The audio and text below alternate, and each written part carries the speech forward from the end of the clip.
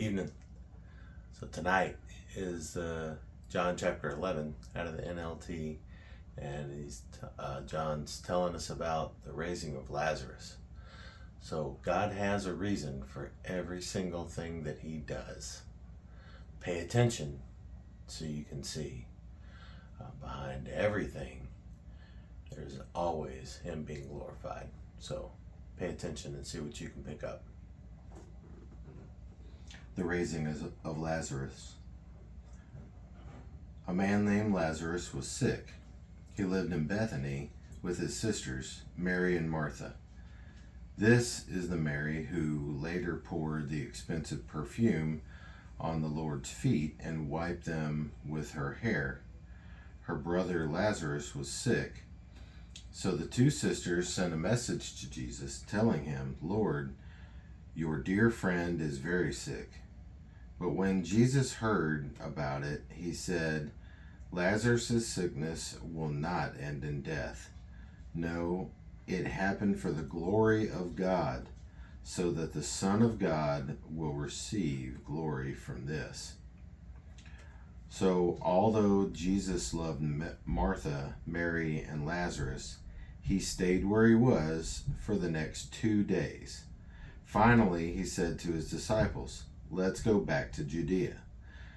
But his disciples objected. "Rabbi," they said, "only a few days ago the people in Judea were trying to stone you. Are you going there again?"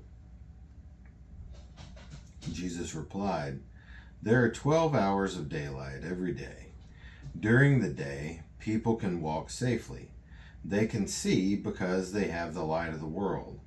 But at night, there is danger of stumbling because they have no light." Then he said, "Our friend Lazarus has fallen asleep, but now I will go and wake him up." The disciples said, "Lord, if he is sleeping, he will soon get better." They thought Jesus meant Lazarus was simply sleeping, but Jesus meant Lazarus had died. So he told them plainly, "Lazarus is dead, and for your sakes I'm glad I wasn't there, for now you will really believe. Come, let's go see him." Thomas, nicknamed the Twin, said to his fellow disciples, Let's go too, and die with Jesus." When Lazarus arrived at Bethany, he was told that Lazarus had already been in his grave for 4 days. Bethany was only a few miles down the road from Jerusalem, and many of the people had come to console Martha and Mary in their loss.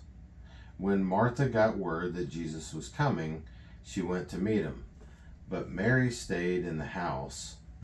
Martha said to Jesus, "Lord, if only you had been here, my brother would not have died. But even now, I know God will give you whatever you ask." Jesus told her, "Your brother will rise again." "Yes," Martha said, "he will rise again when everyone rises at the last day." Jesus told her, "I am the resurrection and the life. Anyone who believes in me will live even after dying. Everyone who lives in me and believes in me will never die. Do you believe this, Martha?" "Yes, Lord," she told him. "I have always believed you are the Messiah, the Son of God, the one who has come into the world from God." Then she returned to Mary. She called Mary aside from the mourners and told her, "The teacher is here and wants to see you." So Mary immediately went to him. Jesus had stayed outside the village in the place where Martha met him. When the people who were at the house consoling Mary saw her leave so hastily, they assumed she was going to Lazarus' grave to weep. So they followed her there. When Mary arrived and saw Jesus, she fell at her feet and said, "Lord, If only you had been here, my brother would not have died." When Jesus saw her weeping, he saw the other people wailing with her. A deep anger welled up within him, and he was deeply troubled. "Where have you put him?" he asked. They told him, "Lord, come and see." Then Jesus wept. The people who were standing nearby said, "See how much he loved him." But some said, "This man healed a blind man. Couldn't he have kept Lazarus from dying?" Jesus was still angry when he arrived at the tomb, a cave with a stone rolled across its entrance.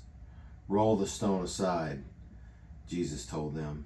But Martha, the dead man's sister, protested, "Lord, he has been dead for 4 days. The smell will be terrible." Jesus responded, "Didn't I tell you that you would see God's glory if you believe?" So they rolled the stone aside. Then Jesus looked up to heaven and said, "Father, thank you for hearing me. You always hear me, but I said it out loud for the sake of all these people standing here, so that they would believe you sent me." Then Jesus shouted, "Lazarus, come out." And the dead man came out, his hands and feet bound in grave clothes, his face wrapped in a headcloth.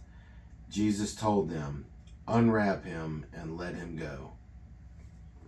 The plot to kill Jesus. Many of the people who were with Mary believed in Jesus when they saw this happen, but some went to the Pharisees and told them what Jesus had done. Then the leading priests and Pharisees called the high council together. "What are we going to do?" they asked each other. "This man certainly performs many miraculous signs.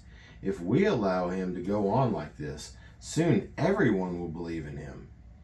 Then the Roman army will come and destroy both our temple and our nation."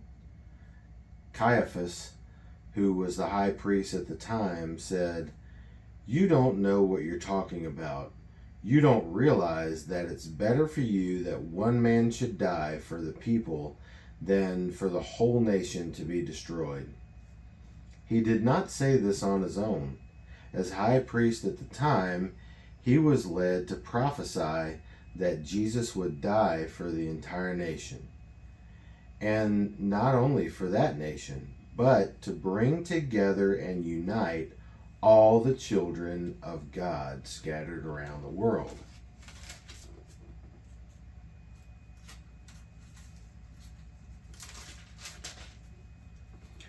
So from that time on, the Jewish leaders began to plot Jesus' death.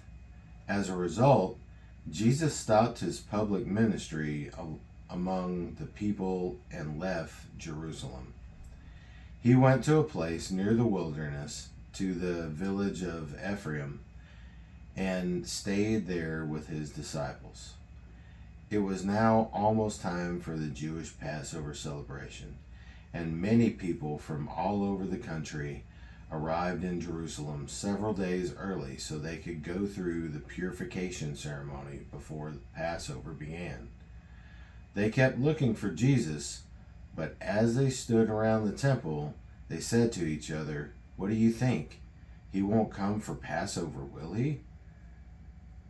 Meanwhile, the leading priests and Pharisees had publicly ordered that anyone seeing Jesus must report it immediately so they could arrest him. What'd you pick up on? So that's John chapter 11 out of the New Living Translation. Hey, go back and read that again for yourself. Again, you can download any YouVersion or any kind of Bible. There's all kinds of different Bibles that you can download. Or, hey, get a Bible. Get an actual Bible. It's great to read out of actual paper. Well, pray. If you have questions, pray. If you have questions, ask somebody. Ask me. Ask your pastor. Have a pastor. Okay? And make sure that it lines up with the Bible. This isn't too hard to understand for anybody. If I can understand it, you can understand it. Okay. That's all I got for tonight. Have a great night. Love you.